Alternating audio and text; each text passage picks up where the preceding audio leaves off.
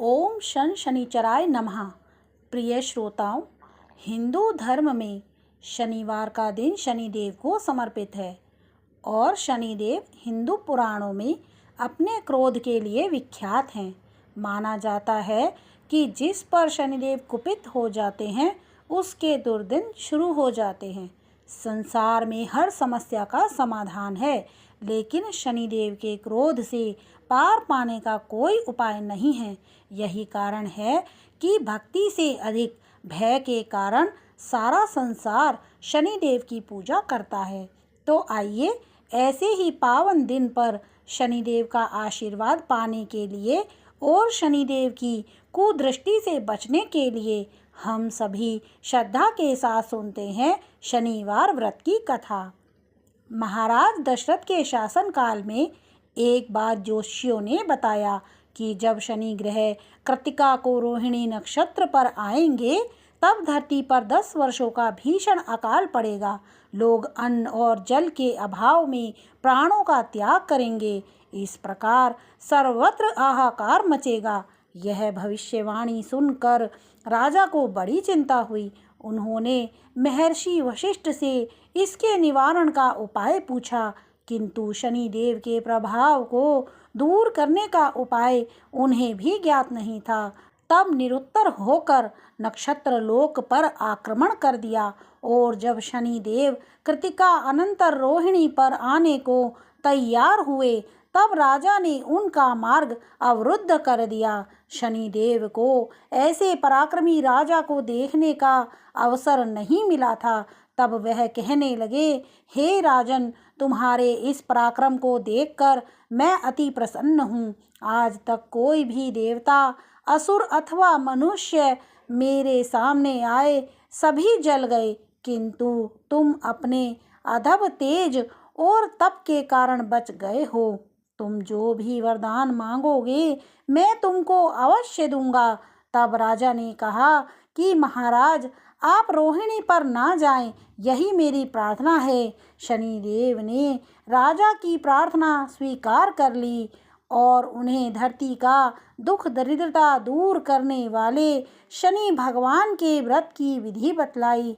साथ ही उनसे यह भी कहा, जो कोई भी मेरे कारण अथवा मेरे सहकर्मी राहु और केतु के कारण दुख भोग रहे हों, उनके लिए शनिवार का व्रत परम रक्षक होगा। इसे करके संसार की सभी विपत्तियों और कष्टों से मुक्त होया जा सकता है। तब महाराज दशरथ नक्षत्र लोक से अयोध्या को वापस आए और उन्होंने अपने राज्य भर में शनिवार के व्रत की महिमा का खूब प्रचार किया।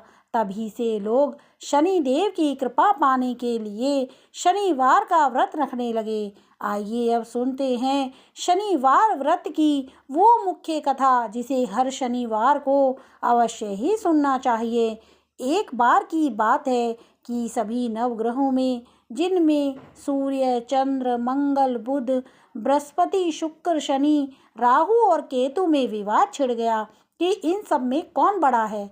सभी आपस में विवाद करने लगे, लेकिन कोई निर्णय ना निकलने पर देवराज इंद्र के पास वे निर्णय कराने पहुँचे। सभी ग्रहों को अपने सामने उपस्थित देखकर इंद्रदेव घबरा गए। फिर उन्होंने निर्णय करने में अपनी असमर्थता जताई, परंतु उन्होंने यह भी कहा, इस समय पृथ्वी पर राजा विक्रमादित्य का राज है, जो कि अति न्यायप्रिय हैं। वे ही इसका निर्णय कर सकते हैं। तब सभी ग्रह एक साथ राजा विक्रमादित्य के पास पहुँचे और अपना विवाद बताया, साथ ही निर्णय करने के लिए भी कहा। राजा विक्रमादित्य इस समस्या से चिंतित थे, क्योंकि वे जानते थे कि जिस किसी को भी छोटा बताया वही क्रोधित हो उठेगा। तब राजा को एक उपाय सूझा। उन्होंने स्वर्ण, रजत, कांस्य, पीतल, शीशा, रांगा, जस्ता, अभ्रक और लोहे से 9 सिंहासन बनवाए और उन्हें इसी क्रम से रख दिया। फिर उन सब से निवेदन किया कि आप सभी अपने अपने सिंहासन पर स्थान ग्रहण करें। जो भी अंतिम सिंहासन पर बैठेगा वही सबसे छोटा होगा। इसके अनुसार लोह सिंहासन सबसे बाद में होने के कारण शनिदेव सबसे बाद में बैठे तो वही सबसे छोटे कहलाए। अब शनिदेव को लगा कि राजा ने ऐसा जानबूझकर किया है, तो वह क्रोध में आकर राजा विक्रमादित्य से बोले, राजा तू मुझे नहीं जानता। सूर्य एक राशि में 1 महीना, चंद्रमा 2.25 दिन, मंगल 1.5 महीना, बृहस्पति 13 महीने, बुध और शुक्र 1 महीने विचरण करते हैं, लेकिन मैं 2.5 से 7 साल तक रहता हूँ। बड़े बड़ों का मैंने विनाश कर दिया है। श्री राम की 7.5 आई तो उन्हें वनवास हो गया। रावण की आई तो उसकी लंका को वानरों की सेना से हारना पड़ा। अब तुम सावधान होकर रहना। ऐसा कहकर कुपित हुए शनिदेव जी वहाँ से चले गए और तब अन्य ग्रह भी खुशी खुशी चले गए। कुछ समय बाद राजा की 7.5 आई। तब शनिदेव घोड़ों के सौदागर बनकर वहाँ आए। उनके पास कई सारे बढ़िया घोड़े थे। राजा ने यह समाचार सुनकर अपने अश्वपाल को अच्छे घोड़े खरीदने की आज्ञा दी। उसने कई अच्छे घोड़े खरीदे और एक सर्वोत्तम घोड़े को राजा की सवारी करने को दे दिया। अब जैसे ही राजा उस घोड़े पर सवार हुए, वह घोड़ा सरपट वन की ओर भागा और घने जंगल में पहुंचकर वह अंतर्ध्यान हो गया। अब राजा भूख प्यास से भटकते रहे। तब एक ग्वाले ने उन्हें पानी पिलाया। राजा ने प्रसन्न होकर उसे अपनी अंगूठी दी और वह अंगूठी देकर राजा अपने नगर को चल पड़े। वहाँ उन्होंने अपना नाम उज्जैन निवासी विका बताया और वहाँ उन्होंने एक सेठ की दुकान में रुककर जलपान किया। कुछ देर रुककर आराम भी किया। भाग्यवश उस सेठ की उस दिन खूब बिक्री हुई। अब सेठ रूप बदले हुए राजा विक्रमादित्य को अपने साथ अपने घर ले गया। वहाँ पर राजा ने खूंटी पर देखा कि एक हार टंगा हुआ है जिसे खूंटी निगल रही है। देखते ही देखते थोड़ी देर में पूरा हार गायब हो गया। तब सेठ ने वापस आने पर देखा कि हार तो गायब है। सेठ ने समझा कि वीका ने ही उसे चुराया है। फिर तो सेठ ने कोतवाल के पास उन्हें पकड़वा दिया। अब उस नगर के राजा ने भी राजा विक्रमादित्य को चोर समझकर उनके हाथ पैर कटवा दिए और नगर के बाहर फिकवा दिया।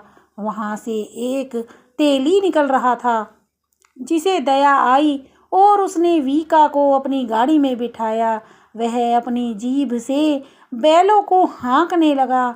उस समय तक राजा की शनि दशा समाप्त हो गई। वर्षा ऋतु आने पर राजा मल्हार गाने लगे।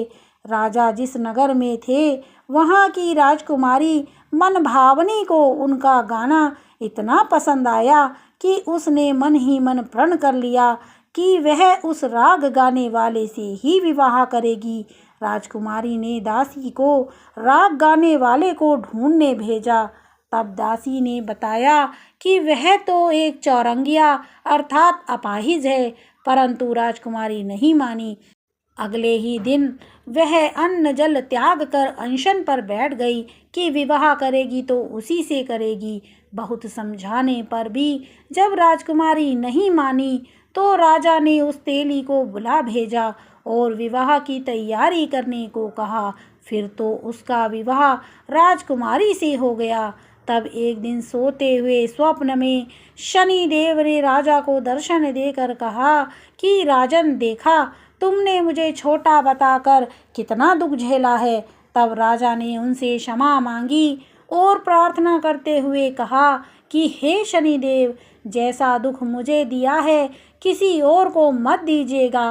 तब शनिदेव मान गए और कहा कि जो मेरी कथा और व्रत करेगा उसे मेरी दशा में कभी कोई दुख नहीं होगा। जो व्यक्ति रोज मेरा ध्यान करेगा और चींटियों को आटा डालेगा उसकी भी सभी मनोकामनाएं पूर्ण होंगी। और ऐसा कहकर शनिदेव ने राजा को हाथ पैर वापस कर दिए।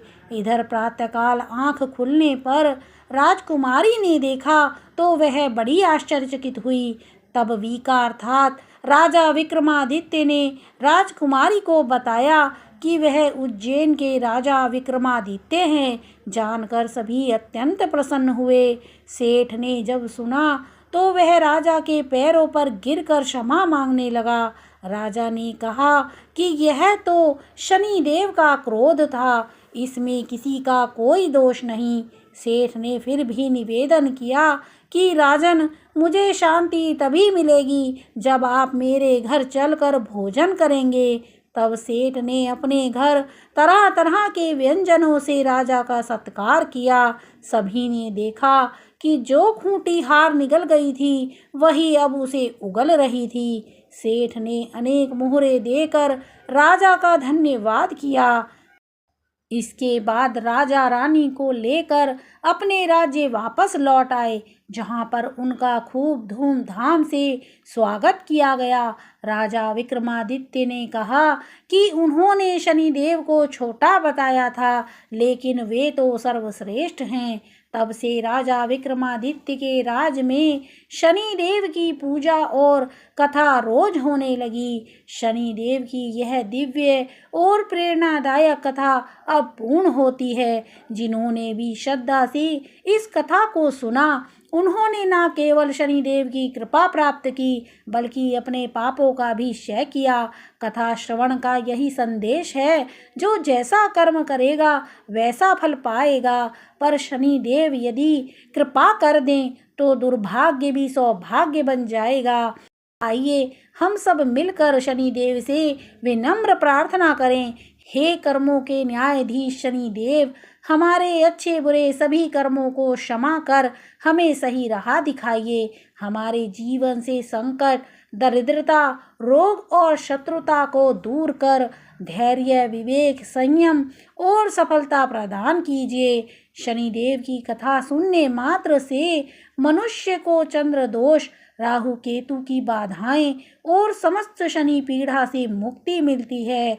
जो हर शनिवार को इस कथा को सुनते हैं, शनिदेव उनके जीवन की नैया पार लगा देते हैं। यह थी शनिवार व्रत कथा। ऐसी ही व्रत कथाएं सुनने के लिए मेरे चैनल को सब्सक्राइब करें। कथा पसंद आई तो लाइक एंड शेयर करें।